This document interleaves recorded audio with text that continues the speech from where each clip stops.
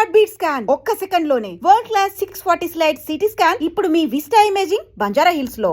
ఆయన రీప్లేస్ చేయలేరు, గొప్ప నటుడు రావు గోపాలరావు గారు ఇన్ని చెప్పావు కదా సార్. ఇవన్నీ వాస్తవాలే. ఆయన రీప్లేస్ చేసేయడం అనేది అసాధ్యము, ఇప్పటి వరకు లేరు కూడా. చేస్తే గిస్తే ఆయన కుమారుడే చేయాలి సార్. ఓకేనా? జీవితం ఎట్టుంటుందంటే నువ్వు ఎంత టాలెంటెడ్ కావచ్చు, నువ్వు ఎంత విద్వత్తు ప్రతిభ ఉన్నవాడు కూడా కావచ్చు, ఒక్కొక్కసారి అది అంత సులభంగా నేను కనికరించదు. నీ చుట్టూ ఉన్నవాళ్ళు నిన్ను అంత సులభంగా యాక్సెప్ట్ చేయరు. రావు గోపాలరావు గారు లాంటి గొప్ప నటుడు శ్రీశ్రీ గారు చెప్పినట్టు అతను ఎలా వెళ్ళాడు, నిప్పులు అలా చిమ్ముకుంటూ నింగికి ఎగిరాడు ఆయన. పక్షిలాగా, ఫినిక్స్ పక్షిలాగా ఎగిరాడు ఆయన. అంత నటుడికి, అంత నాటకానుభవం ఉన్నవాడికి, అంత వాయిసు, ఆయన పేస్ వాయిస్ కదా, ఎలా మాడతాడు ఆయన డైలాగే కదా, ఆయన డైలాగ్ ఆయన చెప్పాడంటే అది నెక్స్ట్ లెవెల్. అంతటి నటుడు కాకినాడలో ఆయనే ఒక నాటక సమాజం పెట్టి కీర్తిశేషుల నాటకము, కన్యాశుల్కం నాటకములు మహానమైన పాత్రలు వేసి బ్రహ్మాండంగా కప్పులు గెలుచుకొచ్చిన నటుడు సినిమా ఫీల్డ్కి వచ్చేసరికి 1966లో ఆయన సినిమా ఫీల్డ్కి వస్తే 9 ఏళ్ళు ఎదురు చూశాడు ఆయన బ్రేక్ కోసం, సక్సెస్ కోసం 9 ఏళ్ళు ఎదురు చూశాడు. అంటే సినిమాల్లో లేడు అంటే ఉన్నాడు. ఎలా ఉన్నాడు? ఈయన రావు గోపాలరావు కదా అన్నట్టుగా ఉన్నాడు. జగత్ కిలాడీలు అనే సినిమాలో ఆయన విలన్గా చేస్తే నీ వాయిస్ బాగలేదు, డబ్బింగ్ చెప్పిద్దాం అన్నారు. ఆయన వాయిస్ బాగలేదు, గోపాలరావు గారి వాయిస్ సెట్ కాదు అని వేరే వాళ్ళతో డబ్బింగ్ చేయించారు. ఇప్పుడు కూడా యూట్యూబ్లో ఉంటుంది, అలాంటి చూడండి మీరు. అయ్యో, అట్లనే ఉంటుంది. నీవు ప్రూవ్ అయ్యే వరకు నిన్ను నమ్మరు. నువ్వు బంగారం కావచ్చు, వజ్రం కావచ్చు, నువ్వు ఏమైనా కావచ్చు. అమితాబ్ బచ్చన్ గొంతు బాగాలేదని వెనక్కి పంపించారు కదా. ఏం గొంతు ఇది, బొంగురు గొంతు.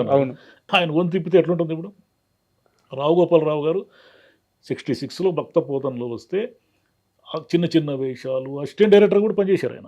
రామిరెడ్డి గారి దగ్గర పనిచేశారు. చిన్న చిన్న వేషాలు వేస్తూ మీరు 73లో వచ్చిన, అంటే 74లో విడుదలైన అల్లూరి సీతారామరాజులో కూడా ఆయన వీరే దూర వేషం వేశాడు.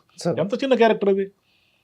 జస్ట్ అంతా కలిస్తే స్క్రీన్ స్పేస్ ఒక 10 నిమిషాలు ఉంటుంది ఆయనకి, అందుకంటే ఏముంది దాంట్లో. అంటే ఎన్ని సినిమాలు చెప్పచ్చు. ఆయన్ని మొదట ముత్యాల ముగ్గులు ఈయన వేరు, రావు గోపాలరావు అంటే వేరు అని కనిపెట్టింది బాపు రమణ గారు. ఆ కాంట్రాక్టర్ పాత్ర ఇచ్చి, ఆ కాంట్రాక్టర్ పాత్ర గురించి ఎలా మాట్లాడుకునేవాళ్ళంటే జనము, మాది రిమోట్ ఊరు, మాది కర్ణాటక బార్డర్లో రాయదుర్గం అని ఉంటుంది. మేమంతా యాక్షన్ సినిమాలు, ఆ ఊర్లో అంతా మొరటు మనుషులు, అంతా ఎక్కువగా ఈ అదేమంటారు నూలు మిల్లుల్లో పనిచేసే లేబర్ ఉండేవాళ్ళు. వాళ్ళకి మామూలు వాళ్ళు ఆన్నే అన్నారు. వాళ్ళు కూడా ఆయన ఎవరు, రావు గోపాలరావు అంట, ఆ ముత్యాల ముగ్గు సినిమాలో భలే చేశాడు, ఆయన డైలాగులు చాలా ఫేమస్ అంట అని చెప్పుకునే అంతటి 75లో ఆయన గురించి మాట్లాడుకున్నారు. 10 ఏళ్ళు పట్టింది, ఇంచుమించు 9 ఏళ్ళు పట్టింది. 9 ఏళ్ళు ఉన్నాడంటే ఉన్నాడు, కానీ ఈయన రావు గోపాలరావు అని గుర్తుపట్టడానికి 9 ఏళ్ళు పట్టింది. ఆ తర్వాత ఆయన ఆగనే లేదు. ఆయన కౌంటర్లు వేస్తే ఎవడు తట్టుకోలేదు. ఎన్టీఆర్ గారి సినిమాల్లో కూడా యమగోలలో ఆయనతో సమానంగా ఆయనకు మించి ఉంటాయి డైలాగులు. యమగోలంతా రావు గోపాలరావు గారిదే, వేటగాడు సినిమా రావు గోపాలరావు గారిదే. అంటే ఏమిటి, ఈయన అంతకుముందు నాగభూషణం గారు ఉన్నారు కదా, విలన్ చేశారు కదా, అంతకుముందు సిఎస్ఆర్ చేశాడు కదా, అంతకుముందు చాలామంది చేశారు కదా, వరవడి కదా, ఒకరి నుంచి ఒకరు అనుకుంటూ వస్తారు. నాగభూషణం గారి విలని ఏమిటంటే ఆయన కూడా అల్లు రామలింగయ్య గారు సపోర్టింగ్గా ఉండేవాళ్ళు, కానీ ఆయన సొంతంగా ఆయనే ఒక సపరేట్ విలన్ నాగభూషణం గారు. ఎంఆర్ రాధా, తమిళ్లో ఉన్నటువంటి ఎంఆర్ రాధా ఇన్స్పిరేషన్తో ఈయన విలనీ చేసేవారు. అంటే రక్త కన్నీరు నాటకం ఆయన వేశాడు కదా ఎంఆర్ రాధా, ఈయన రక్త కన్నీరు నాటకం వేసేవాడు. ఆ డైలాగ్ అంత పదునుగా ఉండేది. అంటే కొంచెం కీచు గొంతుతో వ్యంగ్యంగా సెటైర్ని పేల్చేవాడు ఆయన. ఈయన దగ్గరికి వచ్చేసరికి ఏమైంది, విలని కొంచెం మారి పెద్ద గొంతు, మాట యాస, గోదావరి యాస. ఆ రావు గోపాలరావు గారు ఆ డైలాగ్ను కట్ చేసే విధానం, కట్ చేసి పలికే విధానం, టైమింగ్ అంటారు దాన్ని. ఒక నటుడికి ఇంకో నటుడికి ఉన్న తేడా ఏమిటి, మీరు ఒకే డైలాగు ఒక నటుడు పలికినట్టుగా ఇంకో నటుడు పలకడు. ఎందుకు పలకడు అంటే పెద్ద నటులు వాళ్ళ టైమింగ్ ఉంటుంది, వాళ్ళకి కరెక్ట్గా వాళ్ళు ఎక్కడ ఆపుతారో అలాగే ఆపుతారు అనమాట. ముత్యాల ముగ్గులు ఆ కాంట్రాక్టర్ పాత్ర కొత్తది, ఆ డైలాగు కొత్తది. రావు గోపాలరావు కూడా సామాన్యులకు తెలియదు. సినిమా ఫీల్డ్లో ఉన్న వాళ్ళకి, సినిమాలో ప్రేక్షకులు కొంత నలిగిన వాళ్ళకి తెలుసు, కానీ ఈయనే రావు గోపాలరావు అనే విషయం మొదటిసారి తెలిసింది ముత్యాల ముగ్గుతో. ముత్యాల ముగ్గులు ఏముంది చెప్పండి. ముత్యాల ముగ్గులో రావు గోపాలరావు క్యారెక్టర్ని తీసేస్తే ఏం లేదు ఆ సినిమాలో, సినిమా కథే లేదు కథే లేదు. శ్రీధర్ అప్పటికి పెద్దగా తెలియదు. సార్. శ్రీధర్ అల్లూరు సీతారామరాజు 1-2 సినిమాల్లో యాక్ట్ చేసినప్పటికీ శ్రీధర్ అంత హీరోగా గుర్తుపట్టే ఫేస్ కాదు. సంగీత గారు మొదటి సినిమా, అల్లు రామలింగయ్య గారు పాత వాళ్ళు. ఈయన వల్లే కదా సినిమా ఆడింది. చాలా ముగ్గు ఆడిందంటే మహాదేవన పాటలు, ఈయన ముల్లపూడి రమణ గారి డైలాగులు. తర్వాత ఎన్నాళ్ళు 75 నుంచి ఆయన 94లో చనిపోయారు, ఇదే ఆగస్టు నెలలో చనిపోయారు. అంటే 75 నుంచి 19 ఏళ్ళు దాదాపుగా చివరి సినిమాలు మినహాయిస్తే ఒక ఏకఛత్రాధిపత్యంగా వేయలేరు. ఆ ఒక్కటి అడుగులు ఆయన ఏవి డైలాగులు అయినా ఆయనకి రాజేంద్ర ప్రసాద్కి పంచులే పంచులు కదా, టాప్ మోస్ట్ పంచులు. కలియుగ రావణాసురుడు, బాపు గారి సినిమాలు అన్ని సినిమాల్లో చేశారు కదా ఆయన. భక్త కన్నప్పులో రాత్రే శివయ్యతో మాట్లాడాను, పరమశివునితో పలకరించి వచ్చాను అంటూ ఉంటాడు. ఏ క్యారెక్టర్ అయినా కూడా, ఏ క్యారెక్టర్ అయినా ఆయన, ఈరోజు మనం ఆయన గురించి మాట్లాడుతున్నామంటే ఆయన 9 ఏళ్ళు స్ట్రగుల్ అనుభవించి ఒక్కసారి బ్రేక్ వచ్చిన తర్వాత తన విశ్వరూపాన్ని చూపించాడు ఆయన. ఎంత విశ్వరూపము! తెలుగుదేశం రాజ్యసభ ఎంపీగా ఆయన్ని నామినేట్ చేసింది.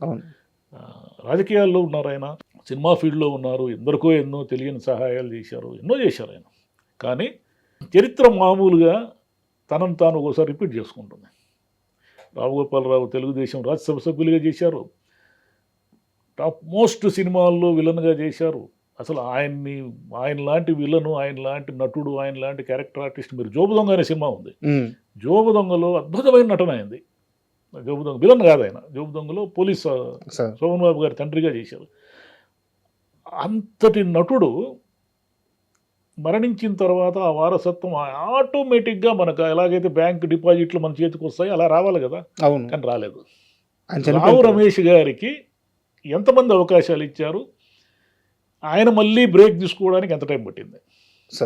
మామూలు తండ్రుల వారసత్వంతో పిల్లలు హీరోలు అయిపోతారు, విలన్లు అయిపోతారు, నిర్మాతలు, దర్శకులు ఎన్నో అయిపోతారు కదా. రావు రమేష్ గారు కూడా తండ్రి అంతట స్ట్రగుల్ చేసి తనంతట తాను నిరూపించుకున్నాను. నేను రావు గోపాలరావు కుమారుడుగా కాదు, నేను రావు రమేష్ అని ప్రూవ్ చేసుకున్నారు ఆయన. ఈరోజు చాలా సినిమాలో రావు రమేష్ గారు కనిపిస్తారంటే తండ్రి నుంచి వచ్చిన పట్టుదల, ఆ సంఘర్షణ ఉంది. ఆ సంఘర్షణ ఉన్నప్పుడు నటుడు ఫేస్లో ఎక్స్ప్రెషన్ పలుకుతుంది. సంఘర్షణ లేని వాళ్ళకి పలకదు. డబ్బులున్న వాళ్ళు, బాగా డబ్బులున్న వాళ్ళ పిల్లలు హీరోలు అయ్యి వాళ్ళు ఎందుకు అంత పేలవంగా నటిస్తారంటే వాడికి తెలియదు ఎక్స్ప్రెషన్, కష్టము, సమాజం. ఇక్కడ సంఘర్షణ ఉండాలి. నీకు ఆకలిగా నువ్వు ఉన్న ట్యాగ్ చేయమంటే వాడేం చేస్తాడు? తెల్లారేస్తే బర్గర్లు పిజ్జాలు తినేవాడు వాడేం చేస్తాడు? ఆకలి తెలిసి ఉండాలి కదా. ఫేస్లో నీకు ఎక్స్ప్రెషన్ రావాలంటే ఆకలి తెలిసి ఉండాలి. రావు రమేష్ గారు కూడా రావు గోపాలరావు గారిని రీప్లేస్ చేయగలిగే అంతటి గొప్ప నటుడు ఆయన. తండ్రిని మరిపించేంత గొప్ప నటుడు ఇప్పటికే ప్రూవ్డ్. కానీ ఆయన కూడా చాలా టైం పట్టింది. సిబి సీరియల్స్ వేశారు, చిన్న చిన్న వేషాలు వేశారు, పెద్దగా గుర్తింపు లేని వేషాలు వేశారు, ఎన్ని వేశారు ఆయన. సార్ మీరు చెప్తుంటే నేను ఒక దగ్గర చూసింది గుర్తొస్తుంది. రావు గోపాలరావు గారు చనిపోయిన తర్వాత ఫైనాన్షియల్గా కూడా ఆ కుటుంబం చాలా ఇబ్బందులు పడ్డారు.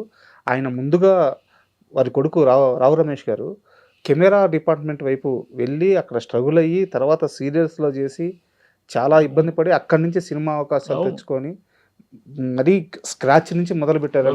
మొదటి నుంచి మొదలు పెట్టారు. సిబి సీరియల్స్లో ఆయన యాక్ట్ చేయడం అనేది నాకు తెలుసు. సార్ ఈటీవీలో నమ్మలేని నిజాలు అనే సిరీస్ వచ్చేటప్పుడు ఒక ఎస్ఐ పాత్ర వేశారు ఆయన.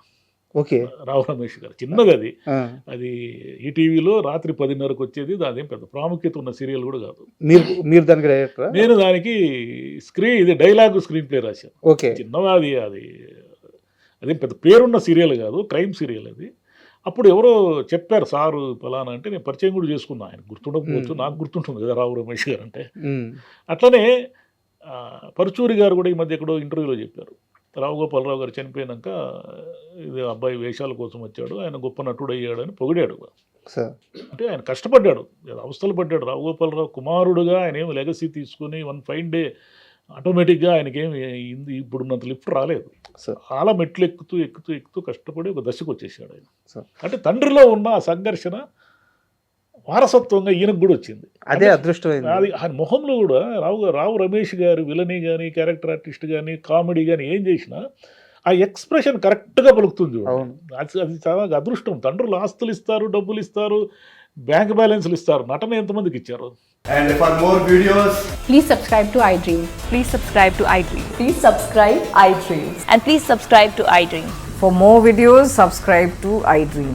please like, share and subscribe to the channel. Congratulations, iDream. Subscribe to iDream. Subscribe to iDream. So subscribe to iDream Media. iDream team అందరికి huge congratulations. Please subscribe iDream Media. Please subscribe to iDream. Subscribe iDream. Please subscribe to iDream. iDream అంటే నా కళల ఛానల్ను subscribe చేసుకున్న నోరు తిరుగుతలేదు, మీరైతే గంట గుర్తు కొట్టండి. For more such videos, please subscribe to iDream.